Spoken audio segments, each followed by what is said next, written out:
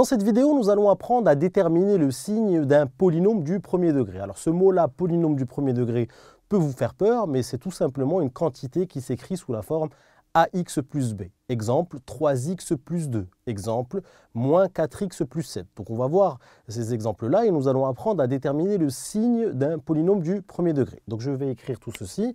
Alors le but du jeu, c'est déterminer le signe d'un polynôme. Alors n'ayez pas peur, ce mot-là, je vais vous l'expliquer, d'un polynôme du premier degré. Et un polynôme du premier degré est sous la forme ax plus b. Alors la première chose que je vais faire, c'est que je vais vous donner beaucoup d'exemples des polynômes du premier degré qui s'écrivent sous la forme ax plus b pour être capable de dire quel est le a, quel est le b. Donc exemple, je vais vous donner des exemples ici. Donc 2x plus 3. Donc voilà, vous voyez ici c'est ax plus b. Donc ici le a c'est 2 et le b c'est 3. Je vais vous donner un autre exemple, moins 7 demi de x plus 9 cinquièmes, d'accord? Donc là, ax plus b. Donc ici, le a, c'est moins 7 demi et le b, c'est 9 cinquièmes. Allez, je vais essayer de vous piéger un petit peu.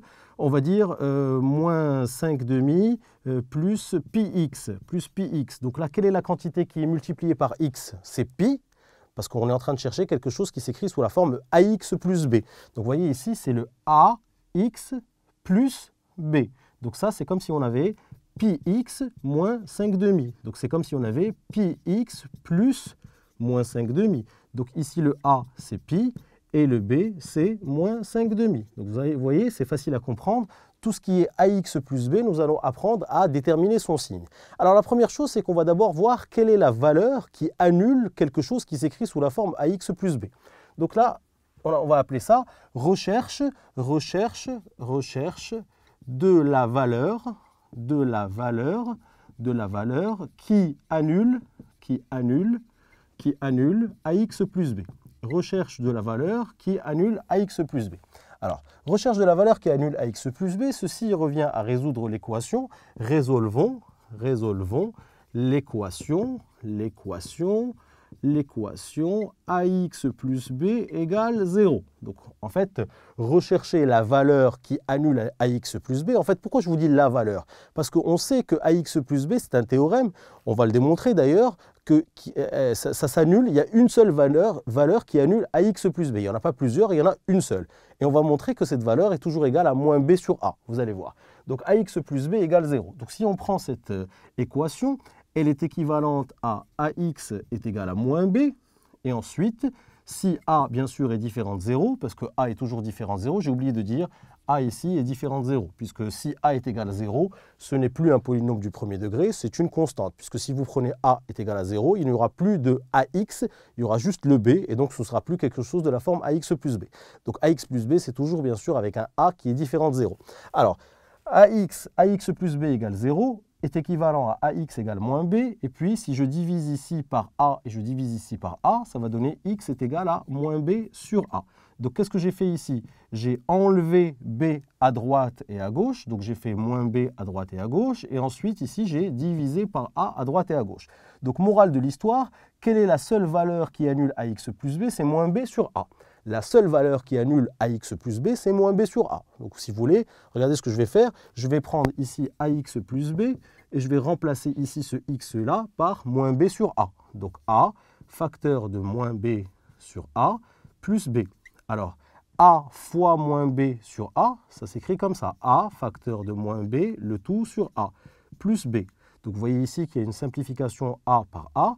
Et on a donc moins b plus b qui est égal à 0. Morale de l'histoire, quelles sont les valeurs qui annulent ax plus b? Morale de l'histoire, il y en a toujours une seule qui est moins b sur a. Ax plus b, quelle est la valeur qui annule ax plus b? C'est moins b sur a. Donc vous allez voir, on va traiter quelques exemples ensemble pour ne pas faire un cours théorique. Donc quelle est la valeur qui annule 3x plus 2? Donc 3x plus 2 est égal à 0.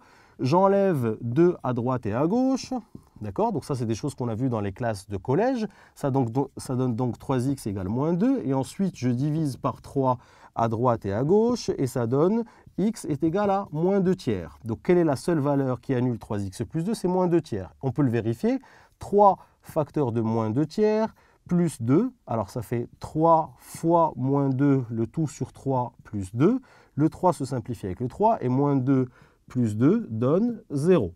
Et ici, si on prend cette quantité-là, quel est le A? Le A, c'est 3. Et quel est le B? C'est 2. Et quel est moins B sur A? Moins B sur A, c'est moins 2 sur 3, qui donne donc moins 2 tiers. Et on voit bien ici que la valeur qui annule le 3x plus 2, c'est moins 2 tiers. Elle s'écrit toujours sous la forme moins B sur A. Donc là, on va aller un petit peu plus vite. N'ayez pas peur. Regardez, je vais vous donner plein de quantités qui s'écrivent sous la forme ax plus b. Prenons par exemple le 2x, prenons par exemple le moins 7 demi de x plus 9 cinquièmes. Moins 7 demi de x plus 9 cinquièmes. Quel est le a? Le a, c'est moins 7 demi. Quel est le b? Le b, c'est 9 cinquièmes. On l'a déjà expliqué tout à l'heure ici. Et quelle est la valeur qui annule cette quantité qui s'écrit sous la forme ax plus b? Eh bien, on vient de montrer que c'était toujours moins b sur a. Donc, moins b, eh bien, ça va faire moins 9 cinquièmes moins b sur a moins 7 demi. Donc le moins se simplifie avec le moins, et puis 9 cinquièmes divisé par 7 demi, c'est 9 cinquièmes fois 2 septièmes. Donc divisé par une fraction, c'est multiplié par son inverse. Et 2 fois 9 donne 18, et 7 fois 5 donne 35. Donc quelle est la valeur qui annule moins 7 demi de x plus 9 cinquièmes? C'est 18 35e. Si vous voulez, on peut le vérifier. Moins 7 demi fois 18 35e, c'est-à-dire je remplace x par 18 35e pour voir si ça va donner 0. Donc 18 35e plus 9 cinquièmes. Donc faisons ce petit calcul rapidement. Là, on voit bien qu'il y a un 7 et là, il y a un 7 fois 5, donc il y aura une simplification par 7. Là, c'est un 9 fois 2, donc il y aura une simplification par 2. Donc qu'est-ce qui va rester en haut? Il va rester moins 9 sur 5, donc moins 9 sur 5 plus 9 sur 5 qui va donner 0. Donc voilà une courte petite vidéo pour savoir quelle est la valeur qui annule ax plus b. La valeur qui annule ax plus b, c'est moins b sur a. Et je vous l'ai expliqué dans cette vidéo. Donc dans cette vidéo, il faut être capable de reconnaître les expressions qui s'écrivent sous la forme ax plus b et comprendre que la seule valeur qui annule une quantité qui s'écrit sous la forme ax plus b, c'est moins b sur a. Moins b sur a. Donc voilà cette valeur qui annule ce polynôme du premier degré sous la forme ax plus b, c'est moins b sur a. Dans la vidéo suivante, nous allons apprendre à déterminer le signe d'un polynôme du premier degré, c'est-à-dire le signe de quelque chose qui s'écrit ax plus b, savoir quand est-ce qu'il est positif, quand est-ce qu'il est négatif et quand est-ce qu'il s'annule. Mais là, on sait déjà quand est-ce qu'il s'annule. Il s'annule pour x est égal à moins b sur a. Restez avec moi, nous allons apprendre à déterminer le signe d'un polynôme du premier degré qui s'écrit sous la forme ax plus b. A tout de suite. N'oublie pas de t'abonner à ma chaîne YouTube en cliquant sur s'abonner et de t'inscrire sur kiflemath.com.